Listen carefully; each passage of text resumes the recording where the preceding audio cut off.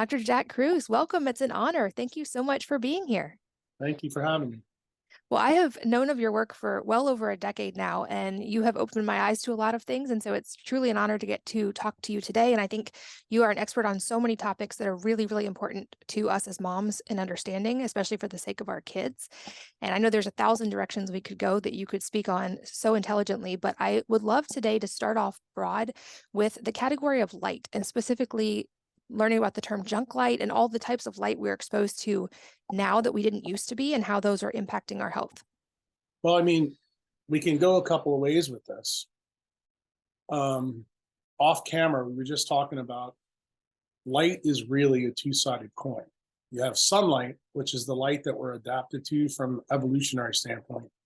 And then since 1893, we have modern fake light, which looks radically different. Like we had a spectroscope and we showed it to every mom here.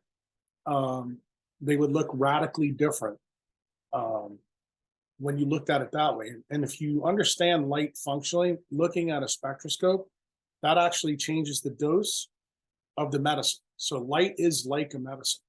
And a lot of people don't realize that, but that's actually what it is. And if you look at what sunlight looks like, and you think about what all moms for the last, I'm going to tell you, 75 years have been told by centralized healthcare, is that the sun is toxic and you need to put sunscreen on kids and keep them out of the sun. It completely goes against our evolutionary directive. But to be honest with you, there's now hardcore data out there. Like I'm sure you probably know about this, but I don't know if a lot of your listeners or readers will. There's been 6 meta-analyses in the literature. The last one happened in 2016 in Sweden. And it basically said that lack of sunlight is more dangerous to your health than smoking cigarettes. So that should stop like every mother and go, wait a minute, I clearly don't want my kid vaping or smoking, but you're telling me that this effect is as big as them doing that. And see, the problem is keeping kids out of the sun doesn't have a negative connotation because of the dermatologists and pediatricians, and it needs to. When you think about the flip side of this, that those kids have grown up, especially kids today, have grown up in a world where everything is blue lit, like blue lit screens, digital babysitting, when families go and buy a kid iPhone, iPad right off the beginning. If you put a spectroscope on that technology screen, you would not like what you see. And we now know the science is well developed that blue light causes breakdown in the retina. The breakdown in the retina leads to changes not only in the retina, but also the brain. So the number one thing that people probably want to hear about, when I was a kid, we never had school shootings. We never had, kids killing themselves left and right. Today, it's an epidemic. What many of you may not know is that that's directly related to the amount of screen time that you have. And the reason for that is blue light destroys dopamine levels. And dopamine is a chemical that I think most people have heard of. It's most widely associated with Parkinson's disease, but that's not the key thing. If you go and look at addictive behaviors or depression, it's also associated with those. And the reason for that, in the pathway of your eye, you have a clock called the suprachiasmatic nucleus. And we now know in the last 5-6 years that those neurons stop at a place in the brainstem called the habenular nucleus. The habenular nucleus in that part of your hypothalamus actually controls your mood. So I know moms have probably heard this as well. Children are much more sensitive to non-native EMF or fake light because their brains aren't fully myelinated. That's the reason why children can't, rent cars or hotel rooms till they're 25 years old, because their frontal lobes are not even myelinated. The flip side of that argument is they're much more sensitive to these frequencies, and parenting has changed so much in the last 30 years that people think it's a-okay to go give a kid an iPhone. And in my opinion, that's child abuse. It's just like going into a Walmart and beating the snot out of your kid and everybody just standing there and looking at it. And the reason why is because it doesn't have a negative connotation kind of like I told you about the sun. So when you add these two parts of the coin together, too much artificial light, at night and no sun during the day,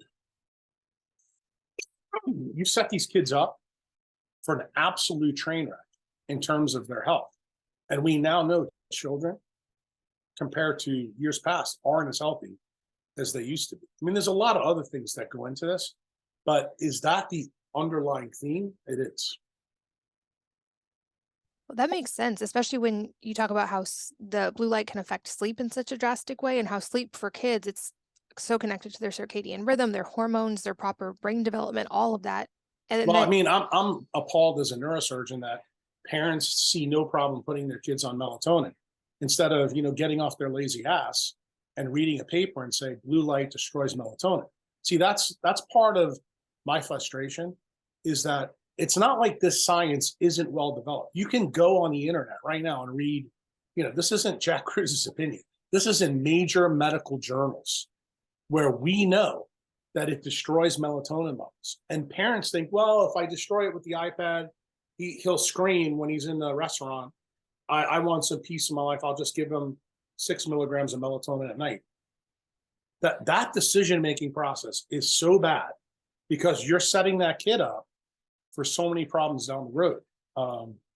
The problem is doctors are not doing a good job explaining to parents why that's a bad decision. that makes sense. And I'm with you on not giving melatonin to kids. And I know with my kids, our rule is screens go away after dark, and they also don't get a phone until they're driving, basically. And then I would tell you that I think that rule is too lax. Now I understand why. You compare it on a relative basis to everybody else. That's a good choice. But me as a neurosurgeon and knowing what it does to the central retinal pathways and to the brainstem, I think in the next 10 or 15 years, you're going to find out that almost all cases of neurodegeneration begin in the eye from this process we're talking about.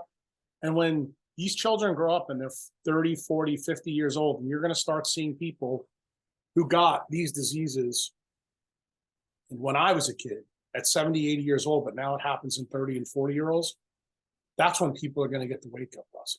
Because it usually takes somebody getting a punch in the mouth before they actually change. Because right now, people cannot fathom that a change in screen time, a change in light makes this big a difference. But the funny thing about this story is, and I always bring this up, nobody would ever question if you went out and planted an orange tree in your backyard, put nutrients in the ground, but then your grandmother came over and put a tarp on it. You'd say, well, that's the reason why we didn't get oranges. But nobody thinks about that with our skin, our eyes, or the light that we're putting in front of the kids' eyes. And to me, it's absolutely astounding that you get it when it comes to plants that are grown outside, but you don't get it to your kids. that's a great analogy. And I'd love to go deeper on that, because I think you're right. We're seeing a generation of moms who we've been told by dermatologists since we were teenagers, wear sunscreen every day, avoid the sun is dangerous. And now this is advice that's being passed on to our kids. And you mentioned this lack of sunlight is more dangerous than smoking. Can you explain the mechanisms there? And I think this is such an important topic. And I think if moms just had their kids in the sunlight more, that alone would make a huge difference. So what's going on in a kid's body when they're not getting enough sunlight? Well, the number one thing, sunlight is a multifactorial thing. Let me try to explain this as best I can without being too technical. I want you to think about a barrel of oil, okay? Most people know that a barrel of oil has to go to a refinery and it gets processed and it becomes 60 different things that we use in industry, like, lubrication, gasoline, kerosene, all different kinds of things. Your mitochondria in your body do the same thing with light. So I don't want you to think this is just about blue light or purple light or orange light or red light. There's consequences to how light is refined in your body. And when the dominant life force, or I should say light force, that your children are seeing are artificial man-made light, they're not able to refine things in them. Like you mentioned a couple of them already, melatonin and the problem that they have with hormones. It's a huge, big issue. And the problem is you need to understand how those things occur. So we're designed to refine that light. Now, if you understand the mitochondrial biology, there's two main portions of the red, I should say, of the spectrum of light. And I want people to think about the Pink Floyd album cover. Purple and red light. They're on opposite ends of the rainbow, usually UV and infrared A. And those two forms of light are really important for us because what do? They control the two change programs in our mitochondria, which recycle our children's energy. Why is this a big deal for moms to hear? Most people have been told, especially through podcasts, that melatonin is predominantly made in your brain and in the pineal gland. Not true. 95% of melatonin is made at your mitochondria. And the reason for that is melatonin controls apoptosis and autophagy, which are the two change programs. Well, it turns out apoptosis is controlled by purple, which is UV light, UVA and UVB, and autophagy, which is the recycling of mitochondria, is controlled by the red light. So when you go and put sunscreen on your kid, what effectively are you doing? You're blocking just about all of their ability to do things with the purple part of the spectrum. You're not affecting a lot of other parts, but you're affecting that one. So what's the major effect? It inhibits the child's ability to make vitamin D. And when you can't make vitamin D, what does vitamin D do? Most people don't get told this. 1,000 genes in us get turned off. What's the single most important? Well, it turns off T regulator cells. That means your immune system is totally jacked up. And where this scales, to the misinformation that the dermatologists and pediatricians do, people don't realize people who get skin cancers, what's the number one link? If you read the literature, not if you listen to them, but if you read the literature yourself, low vitamin D levels go with melanoma. So if the sun is the cause of melanoma, explain to us why everybody that's got melanoma has got a low vitamin D count. It turns out a lack of sunlight leads to skin cancer.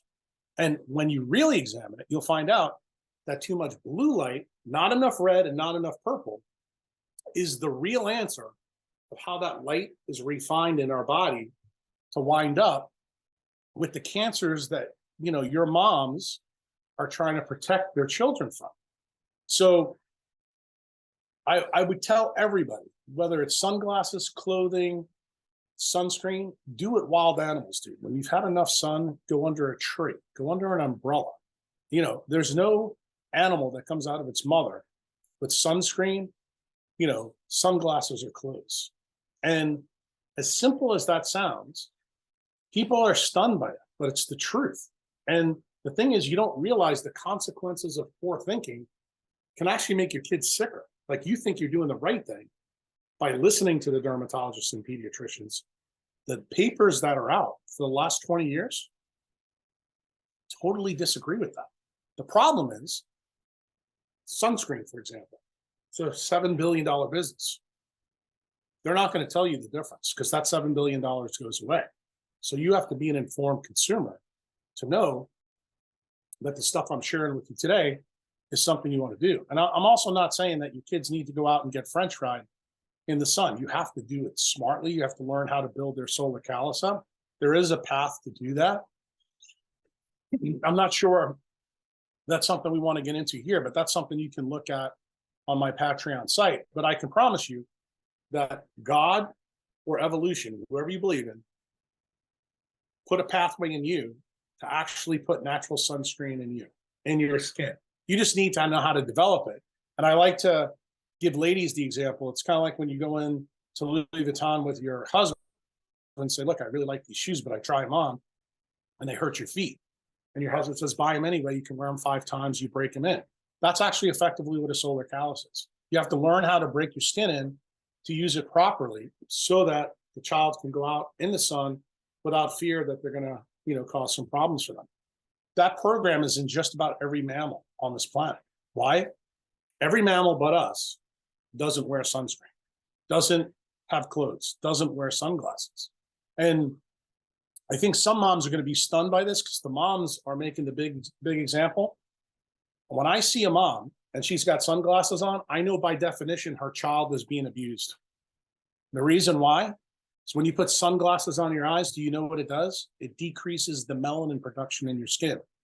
So for those of you who don't know, melanin is the thing that gives you the tan in your body. So what does that mean? Wearing sunglasses makes you way more sensitive to the sun. And that's functionally what happens in people that get the disease that you've probably heard of that Michael Jackson had, which is vitiligo. And I want you to think about every picture of Michael Jackson from the time he was 25 to 50 before he died. He had sunglasses on. He always wore them everywhere, didn't he? That's where the vitiligo comes from. So the key is when you continue to break the rules of nature, you're going to pay the toll in disease. The problem is when you're a mama and you got these kids, you're going to have to probably go in and I wouldn't say fight, because that's the wrong answer, because you'll probably get fired from the medical practice. You're just going to have to be more informed than your doctor. You're not going to hear any of these things from them because the system is game for their effect. Like when you stay out of the sun, you become much more frequent visitor to the pediatrician's office, much more frequent visitor to the dermatologist's office. Yeah, and I think you're right. It requires becoming very informed as a parent and being very confident in those decisions, because I know, like, we don't have sunglasses in our house. They don't exist in our house. We're at the beach all the time without sunscreen. My kids are barefoot 90% of the time. And I get heat from other people I don't even know on the beach about, like, why aren't your kids wearing sunglasses? Why aren't you putting sunscreen on them? Because it's so ingrained in society. So I'd love to talk a little bit about if this is a new concept for moms and they want to now be aware of this and use light to their advantage and start getting more sunlight. What are some ways in our homes that we can minimize, besides just avoiding screens as much as possible? Like, what are some ways we can improve the light situation in our homes, and or how do we optimize sun exposure with kids? Is it as much as possible safely, or are there? Well, I think you need to become educated a little bit more about light. And I think one of the ways to do it is go buy yourself a spectroscope, because I don't want you to come listen to this podcast and listen to me and trust me. I want you to actually test this for yourself. So for example, I'm sitting in my house right now. I really didn't want to, but I had to, because I have a cold today. I'm not feeling great. Behind my computer is a red light. You probably can see it from the reflection. The reason for that, it's sunny here. The sun comes through the window. The blue light comes right through, but all the purple light and 40 to 60% of the red light is blocked. So what do I have to do? I have to reintroduce some of the red light that's being blocked by the window to offset what I'm getting from you. Now I have an F-Lux screen that I'm seeing through, but even with that, I'm still protecting my eyes with the blue blocking glasses. So believe it or not, if you're watching this video, you're actually seeing me do some of the things that you need to consider. So when you're inside, open a window, okay? That's how light works. All you have to do is open a window. When you filter light, even through glass, you are changing the spectrum of the problem. Like one of the diseases that modern medicine has no idea is linked to indoor living is fibromyalgia. Those are people that are all blue light toxic. Why? Because they're not getting any red light on their muscles. That's the reason why their muscles constantly hurt. It's because they're chronically energy deprived.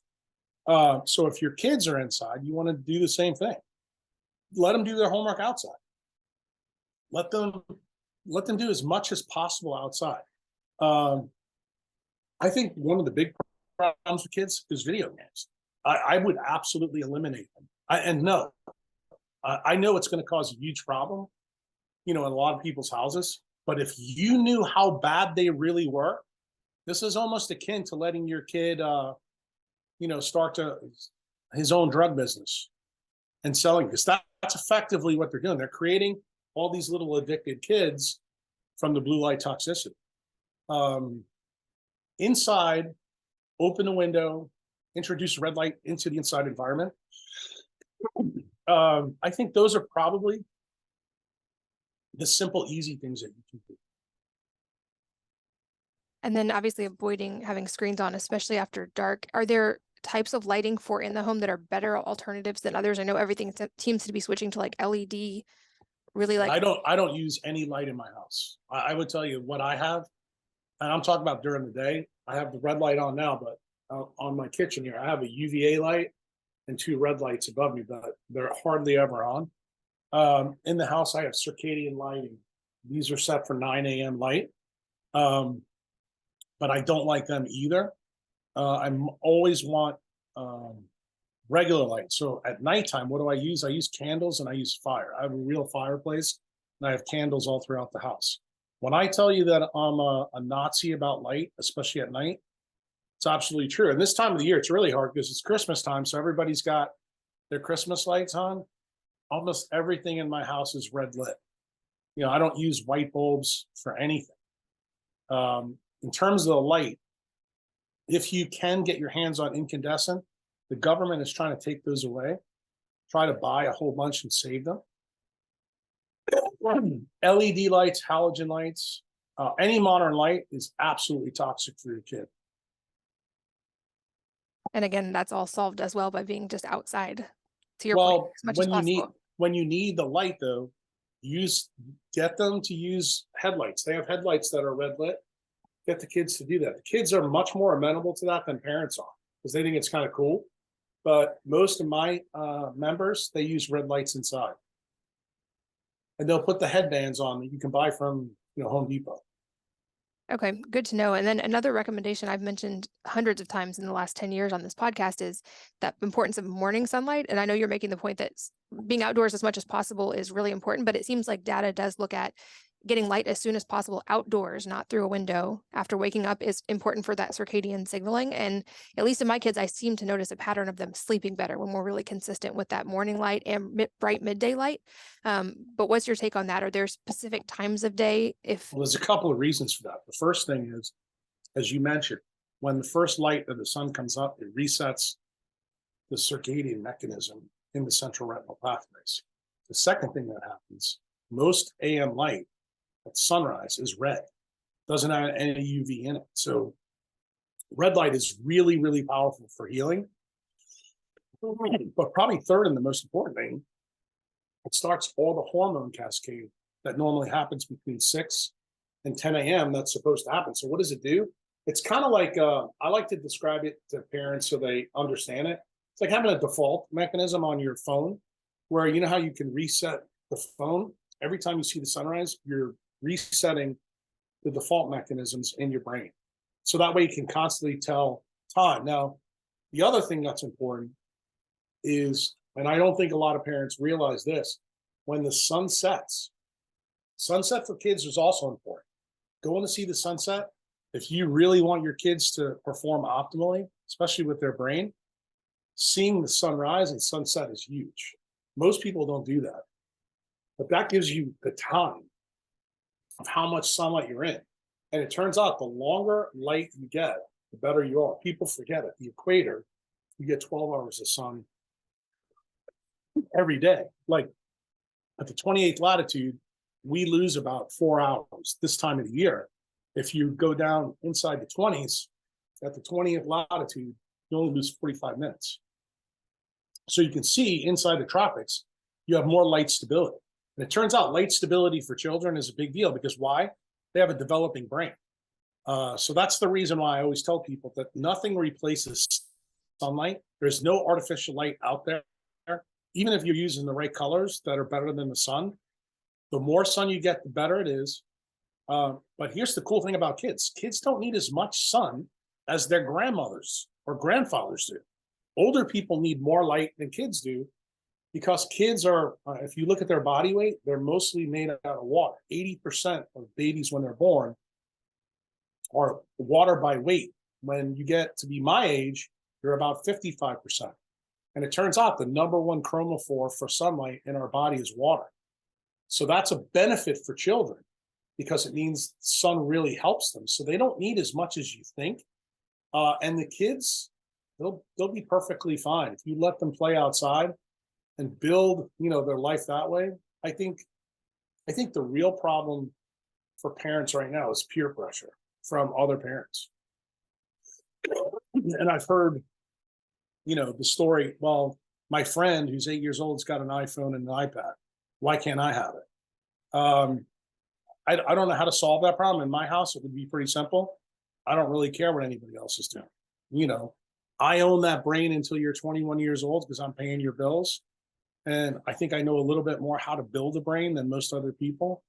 So I want you to do as much as you possibly can to maximize your opportunities. And then after you're out of my house and I'm not paying your bills, you can do whatever you want.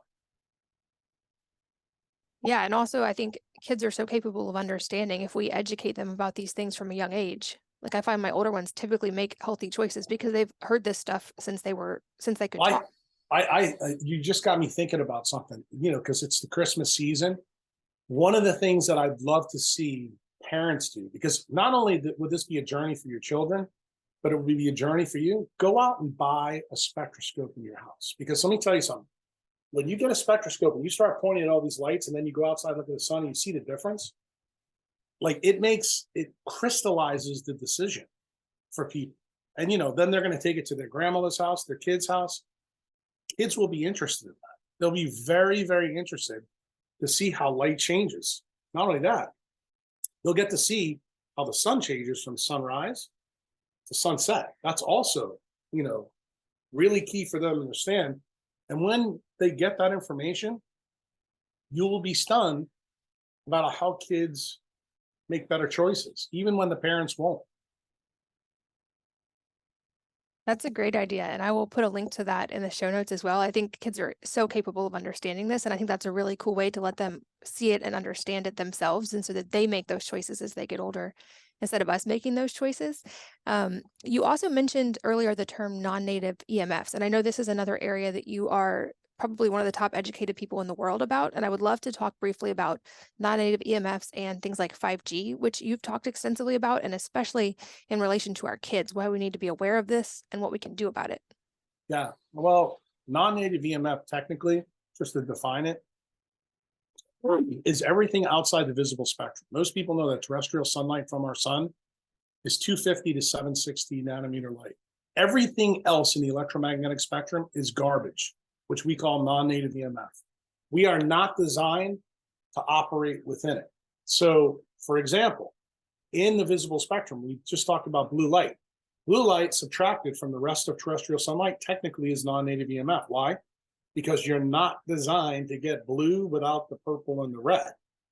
So that fits the bill there. And that's probably the number one non-native EMF out there. These days, you're correct. Wi-Fi, 3G, 4G, 5G, big deal. For parents to pay attention to this, they probably, if they think this is BS, what they need to do is go back to read the NTP toxicity report done by the federal government, where they irradiated nocturnal mammals, mice and rats, for a period of time with just 2G and 3G phones. The animals all got tumors and cancer. So it's not like we don't know that this happens. And when you want to jump down the rabbit hole further, then I would tell you to go read a book called Going Somewhere by Dr. Andrew Marino. He's a physicist and a lawyer. He's actually been testifying about this stuff at Congress since 1977. His testimony began when he showed that the power grid in New York State that went from New York City up to Niagara Falls changed the Earth's magnetic field 80,000 kilometers in space. So for people who don't think that we have the data, just remember the year I said, 1977. Okay? And the books are out there. The data's out there. But who's the same story that happened with sunscreen, $7 billion industry, non-native EMF, probably $4 trillion, $5 trillion industry. So there's a reason that you don't get told the truth. The reason why is because they want you to be an obedient idiot so that you're in their paradigm, so they can keep harvesting. And the problem that a lot of people make, especially parents, well, these kids do it, or this family does it, or we all do it, And the problem is, this is part of the reason why we're all much sicker, where in cities especially, our longevity has been going down for the last 5 or 6 years. So you have to ask yourself, what are you willing to do to offset your risks? Some people may say, I'm willing to do some, but I'm not willing to do it all. That's fine. I think any step in the direction of wellness in decentralized nature is a good step, I just want people to know that this data, it's not wacky, it's not quacky, it's well published in great journals. The problem is it's been blocked from you. Just to keep current events, I think the way I would try to explain this is kind of like what Elon Musk is going through with Twitter right now. You're now seeing the curtain pull down and what the Twitter files were all about. It was about blocking you or censoring you from the truth. Well, that's actually what we're talking about right here. The reason a lot of you don't know about this is because industry who's been printing money, selling you this stuff and causing you problems, it's a big issue. Yeah, and I know you, as you bring awareness to a lot of these things, I've also heard you say many times in interviews, like you're still optimistic actually about the future. You think we might come through a big crisis of this, but overall you're actually optimistic for what the future could hold. And I know I think back to, I believe it was a study out of Boulder, the camping study that looked at even just to give people hope, 1 week of camping without artificial light improved circadian 3 rhythm. days. 3 days 3 was the days. minimum? Wow. And they saw changes in their hormones, their sleep, Yep. they sync to the sun. So I think if moms are feeling overwhelmed, like this is actually something, especially in kids, they can adapt quickly to better lighting, to better sunlight, to better sleep. All these things happen so Well, fast in kids. I'm going to tell you something even more stunning. You may not know. There's a book out there that most of my members read. It's written by an ophthalmologist in the 40s and 50s. His name was Fritz Hallwich. And these are the days where we didn't have intraocular lens for cataracts. One of the interesting things that he did is when he operated on these people and took the cataracts out, he saw all their hormones improve post-op. So we're talking about 1 hour. He put them in natural sunlight, and you saw the improvement in the hormones that came out in urine blood. So I want people to know that the camping study is directly tied to this story. And what people don't realize is your central retinal pathways and your skin are the 2 ways light gets in to every single mitochondria. Remember the analogy I gave you earlier about a barrel of oil. If you really understand light like oil, you'll get it. You have to think about your little boy or your little girl like an oil refiner. Your job as the parent is to make sure you deliver the barrels of oil. Their body will do the rest. Yeah, that's a great analogy. And I think from listening to your work, I know we would put light kind of top of the list as far as triage theory of importance. But then I know there are many things below that. I know you said like diet and exercise are less important than optimizing the light piece. But assuming parents are hopefully going to be aware of this light piece, what other factors would you put below light as most important for our kids? I'm going to tell you probably for children, I'm going to say probably magnetic effects, meaning like some of the things that you were talking about before, bringing your kids to the beach and letting them run around. That's huge, the effect of grounding.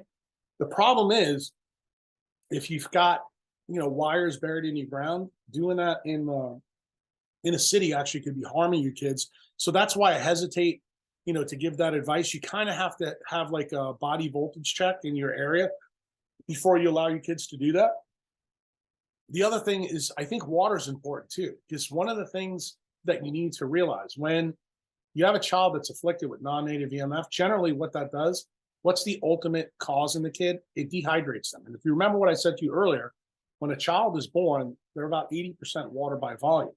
And when you're old like me, you're 55% by volume. But if your kid has way too much screen time, you're effectively dehydrating. So what I like to explain to parents is every time you give your kid a phone, a screen, a tablet, it's like sticking their head in a microwave oven. And everybody has the experience of taking a piece of steak and trying to reheat it in the microwave oven. And if you don't wrap it in a paper towel, it tastes like shoe leather. The reason for that is because you're taking the water out of the tissue.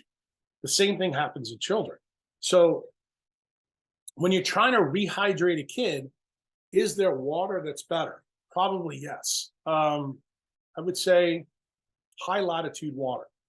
So Icelandic, Voss, things like that. If you have the money to spend, I don't think everybody needs to do this, but what people don't realize, and I don't want to get too deep into the biophysics because I'll probably lose your people.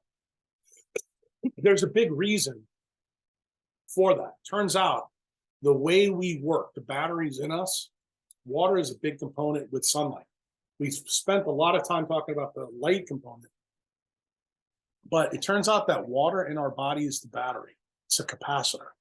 And we bury the light in the water. And it turns out everybody thinks water is H2O. And what they don't realize is that hydrogen has different isotopes on Earth. And it turns out the second isotope, deuterium, is linked to the hydrology cycle of where we live. And it turns out with non-native EMF, you don't want water with a lot of deuterium. Excuse me. So the big issue is water that comes from higher latitudes. For kids that have really low melatonin levels or screwed up cortisols or, behavioral problems, this would be a huge benefit for them. Yeah, and I know that alone could be a topic of many episodes, but in general, as for parents, just thinking of higher altitude waters when possible, are there any options for home filtration and or minerals? I know there's so much information out there about which types of filtration is best I to don't think there are have in the house. any of them are good. I'm going to be honest with you. I think when you look at the risk benefit ratio, I'm not a big fan. I don't think you're getting huge benefits. The same thing with like molecular hydrogen machines. Just not a big fan. I think the way you want to default your family is learn more about the recipes that nature uses and mimic those. Like it's kind of crazy. I always try to tell people I don't have to teach hippos and lions quantum physics, but I have to teach humans that. Why? Because we have this brain in our head that allows us to break all of nature's rules. And it's kind of like the thing I was just talking about with isotopes and deuterium. We haven't got to the food side of the story, but this morning on Twitter, I just saw somebody retweeted a thread that I had on nitrogen, on the Fritz Haber Bosch equation. And just so you know, there was a guy on Twitter that said 4 billion people are alive today because of the synthetic creation of ammonia. And I'm like, yeah, but do you know what the problem is? And I went through this whole tweet storm, and it turns out that the whole tweet storm basically allows the wrong isotope of nitrogen in when you use the synthetic pathway versus how we do it naturally. And I said, if you want to know why kids have gut problems, SIBO, all this other problem, I said, that is there. And not only that, it changes the groundwater, which is why I tell my members, don't eat any food from California. And when you think about how much food comes from California, you start going, and believe it or not, they still call this food organic when it's made with synthetic fertilizer. It's nuts. Well, and again, that's a topic that could be a volume of podcasts on its own, but I feel like you've shed light on a lot of areas where there's misconceptions about things that are commonly considered healthy when it comes to food. And you have a different perspective on a lot of kind of the most essential things we actually need to be doing when it comes to food. So with the caveat that this could take hours to fully explain, can you give us an overview of some highlights? And I'll definitely point people towards your Patreon to actually keep learning more. Yeah, I think this one is simple. Most people don't realize that food is a story of light. And I want to say that again. All food webs on this planet tie back to the sun. Don't forget that. Now, here's the caveat. Modern foods that are built in labs, therein lies the problem. And generally, the problem with fake foods, frankenfoods, is what I just mentioned before about the isotopes. In other words, photosynthesis is the change program or the quality assurance program that the bad isotopes of nitrogen and hydrogen don't get in. Photosynthesis creates food the right way. So for example, everybody learned in third grade, CO2 plus water and sunlight equals sugar. That's not controversial. What they forget is that glucose is burned in your mitochondria and it reverses the process. Here's the interesting part. Photosynthesis can use any water, okay, to grow. But you know what you'll be surprised to hear? That if you use deuterium-laden water, that your crops go down 40%. So when people hear me talk and they want to know why I don't really spend a lot of time talking on food, because if you don't know these little details and you don't realize that food is an electromagnetic barcode of where we are on the planet as we travel around the sun, you're designed to eat food that grows in the ground at the latitude that you're at. That's all you need to get right about food. If you do that, you win. And I'm sure you've done numerous podcasts with people about the food issue. And I think the reason that these people infuriate me is because they never get to that level. That you need to realize your mitochondria is an electromagnetic cipher of the electromagnetic barcode that's in food. And if you provide your family food that's made with fake fertilizer or food that's made with deuterium-laden water, no, that's not going to be the same as if it was made completely by photosynthesis. And unfortunately, these days, a lot of the foods that we buy in grocery stores are all processed. And when someone else says processed, they're not meaning the same thing I do. I'm talking about an isotope level. And when you understand what's happening in mitochondria, like you open up a biochemistry book and you see all these different reactions, like there's 9 enzymatic steps in glycolysis. Well, the reason why those steps exist and drive doctors crazy when they're in medical school is to make sure the right isotope of hydrogen is on the carbon backbone. But guess what? Did doctors learn that? No. You need to know that. And the thing is, if you eat a banana at the 28th latitude in Santa Rosa Beach, you're good. But if you eat a banana that came from Chile, at the 30th latitude, right now, you created mismatch in your body. What is that mismatch? In parlance, we call that chaos, okay? You develop chaos in your body. What do we call it in medicine? Inflammation. What is inflammation a function of when we talk about biology? It's the pH level. Remember what pH stands for? It's the hydrogen in there. So we're back to that story about hydrogen. If you have too many hydrogens, you get a lot of inflammation. So it kind of tells you that this story about hydrogen is maybe something you want to pay attention to. Why? Because H2O is hydrogen. And almost all foods are made with carbon, nitrogen, oxygen, and hydrogen.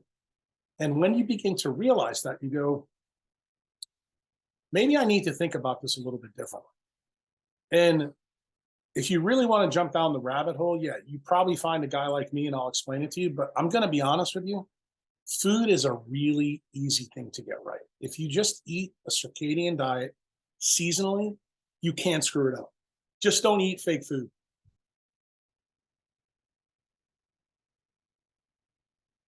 Yeah, I think that's such good perspective. And I love that you take, I guess, would be more of a biophysics approach versus a biochemistry approach, which I don't feel like anybody else is really talking about at this level. So I've been fascinated by your work for a while because of that. And I know we've talked a lot about kids, and of course, all these same things that help kids apply to adults as well, as far as sunlight and reducing junk light and hydration, all these things. But I'm curious if there's anything else specific to the moms that we could go through when it comes to helping improve longevity. Like that's become a focus for me as I get older, is also wanting to look at optimizing longevity, things I can do that maybe aren't as specific to kids, but that could help moms with the anti-aging and longevity side. Yeah, I mean, I love this topic because most of the people that are members of my site are women, and most of them are heads of family.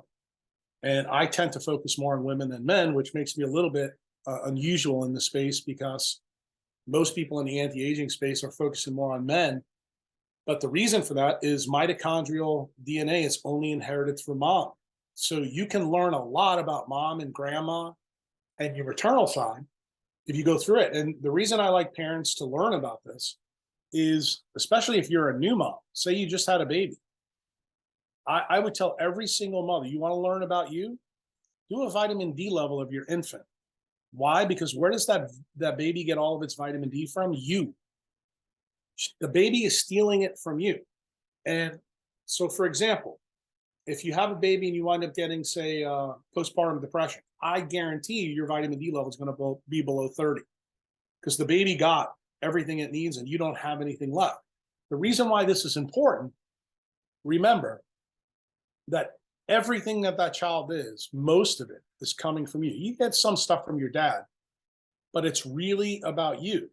And people always ask me this question, when we talk about childhood cancers and this and that, and this is kind of pisses a lot of parents off. Most kids that have problems, it stems from mom and dad. It's called transgenerational epigenetics. And when I was a young doctor, we didn't know anything about this. We didn't start knowing about this until some Duke studies in 2003. Now it's become the big deal because I always get asked questions about, childhood cancers. And childhood cancers always start in the mom's maternal DNA, meaning the mitochondrial DNA. And that can be passed on from great grandma to you. You put the engines in your children, not your husband. So that means if you optimize you can fix your kids. The problem is you need to know that you are the boss lady. And I mean that literally and figuratively. So if you know that your kid's having a problem, before you ever take the kid to the pediatrician, you better start asking questions like, what about our environment or what about my maternal side could this be linked to? Because that is the place you need to go. You have to remember centralized healthcare, which is what I've been trying to eradicate for 20 years. That's the belief when you go to the doctor, you get told whatever you get told. I'm more of a decentralized healthcare person. I'm trying to tell you what decentralized means is that there's no single controller. So for example, we've talked for 45 minutes about circadian biology. The control of circadian biology is light and dark. In other words, it's not a single controller. It's two sides of the same coin. When it comes to centralized healthcare, when you take your kids to the pediatrician, you get told, oh no, you have to put sunscreen on. You have to wear sunglasses. In other words, it's a top-down authoritarian approach. I know better than you. I'm an expert, and you are paying me to be the expert to tell you because, I've deciphered all these things from textbooks that I learned in medical school. The problem is the books that they learned from are 30, 40 years ago, and they're not updated with the latest stuff. You need to know that. Once you realize that you get the mindset that I need to think about nature and what nature's doing, then you'll move the needle.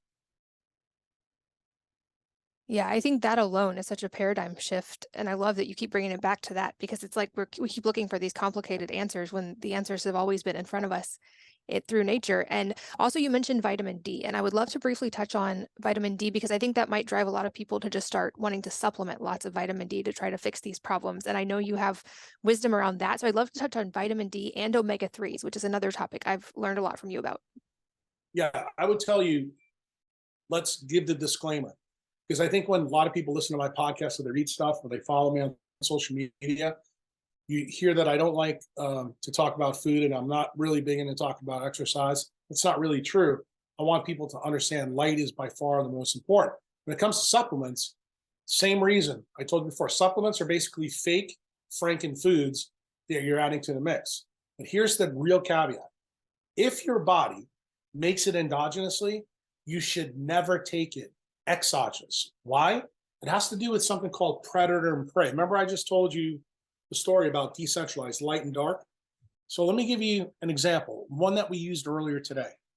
If you give your kids melatonin to help them sleep, it's because their mitochondria aren't making it. When you give the kid melatonin long enough, you downregulate the melatonin production that they make in their own mitochondria. So you're turning off the machinery because you're getting an exogenous signal. So it ultimately makes your kid worse. What's some of the effects that can happen to a child down the road? They can thin their retina. They can get retinal tears. They can develop really big problems with their central retinal pathways. Why? Because it turns out melatonin and dopamine regenerate all the photoreceptors in your eye. Does the pediatrician ever tell you that? No. Why? Because they're looking to give you the centralized answer to get you out of their office in 10 minutes. And that's it. For your $25 copay. If you do your own homework, you'll find that those answers are out there. So melatonin, I've already told you, is made in the mitochondria. So supplementing that is a big no-no. Vitamin D the same way. Vitamin D is made endogenously in our skin. But vitamin D is a very interesting vitamin because it's not a vitamin, it's a neurosteroid. And vitamin D, one of the things that it does is it gets created in the skin from cholesterol and 312 nanometer light, which is UVB light. It changes a double bond in a ring in cholesterol to turn it in to something called 25 dihydroxy vitamin D. That's not the key factor. It has to go to the kidney and liver, then to be converted to 125. So can you have a problem with vitamin D that starts on the skin, or could you have a problem if the kid has a problem with their liver or their kidney? The answer is yes. A lot of times this never gets worked out. The most common reason for children why it's a problem is their skin is blocked from clothing or sunscreen. The reason why this is a big deal in adults, let's talk about mom and dad now. Mom and dad, if you look at your blood work and you notice when they do a lipid profile on you that your cholesterol level is going up, I can almost guarantee you what the answer is. They're going to tell you they want you to be on a statin. I'm going to tell you you need to be in the sun more. Because guess what happens? High cholesterol levels chronically over time is almost always associated with low vitamin D levels because you're not converting cholesterol into vitamin D. Yeah, I think that's such an important thing to understand. I know I've seen drastic changes in my labs since moving to Florida and being in the sun every day for hours on average. What about omega-3s though? Because I feel like this is an area where there's a lot of controversy, especially right now, about if they are good, if they're bad, if they're rancid, if we should avoid them, if we should take them. What's your take on that? You're designed to get omega-3s from the marine seafood chain. Supplementing it, I'm not a fan of. And the reason why, most people need to understand that exogenous pills are a polyunsaturated fat. That's what DHA is. You have to realize how this works in evolutionary standpoint. DHA is the only lipid in mammals that hasn't changed in 650 million years. In other words, there's something specific about this chemical that is highly favorable to complex life. And most people don't realize this. DHA, you know where the number one place that it's found? Your central retinal pathways, right in front of your eye clock. So what's the biophysics of DHA? 22 carbons, double bonded, that creates a pi electron cloud. Effectively what it is, it's a copper wire that connects your retina to the suprachiasmatic nucleus, then to the hypothalamus. So remember all the things that we talked about refining the barrel of oil for your children? Well, if you don't have good copper wires in your refinery, how do you think you're going to do? Not very good at all, right? So that's fundamentally what the problem is. Seafood is the best way for you to get it. Now, how you get it from seafood, that's completely up to you. I would tell you use locally sourced stuff if you can. If you live in a place that doesn't have it, that becomes much more difficult. But I'd much rather you eat the real food than the supplement. And are there any, for you personally, exceptions to that or things the body doesn't make that you would consider taking in a supplemental form, or do you stick to food and these other factors we've already talked about? Well, when I'm taking care of people, on an acute basis, there may be things that I recommend on 2 or 3 week period of time that I wouldn't on a chronic basis. Like if you're trying to get over certain things, like for example, during COVID, when I told people, look, these are some of the things that you can do. These are things that would get you by for 2, 3, 4 months. So you didn't have to worry about COVID if you were going and not going outside. But I would always tell people, if you go outside, raise your vitamin D level up, you improve your immune system. Your immune system technically is your best protection. So anything you can do to improve that standpoint. Now, there's certain people, like, remember, most people that come to see me, their physiology is already trashed. They've already got diseases. So you're trying to ramp them up and get them better. So everybody's N equals 1 is different. And when somebody comes to see me, generally it's because their mitochondria is already screwed.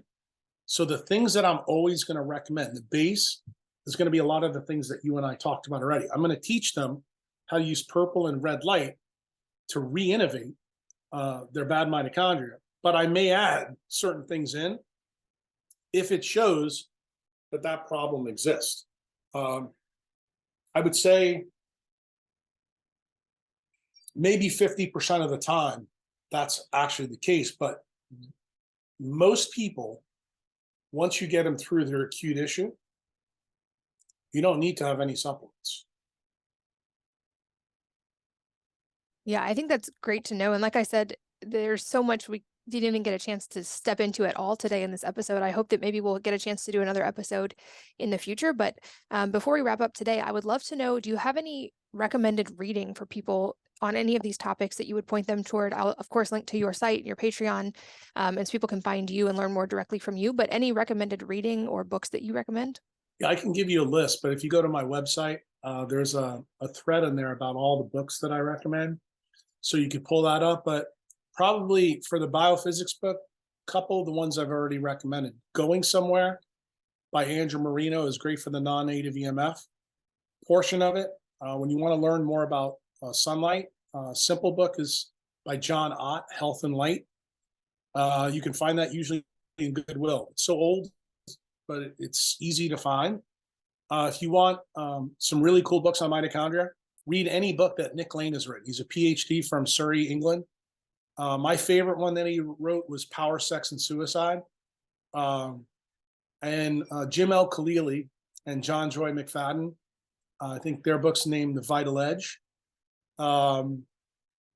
Gerald Pollack's book is about water. If you want to learn about water, you can read that. And if you really want to jump down a rabbit hole about light, there's a book written by a guy named Roland Van Wyck. It's called Life Sculpts Life. That book is it'll blow your mind when you realize just how much we know about light, but it's not incorporated, into clinical medicine. I mean, a lot of the data in that book goes back almost 125 years, and you just scratch your head when you read it, say, why are we not doing this stuff? The answer is Big Pharma doesn't want you to know.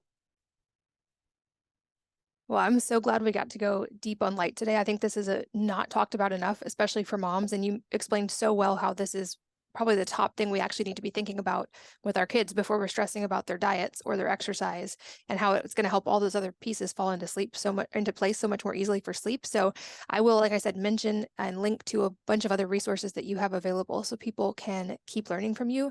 Dr. Kruse, I know how busy you are, and I'm so grateful for your time today. Thank you for being here. No problem. Thank you. And thanks as always to all of you for listening and sharing your most valuable resources, your time, your energy, and your attention with us today. We're so grateful that you did. And I hope that you will join me again on the next episode of the Wellness Mama podcast.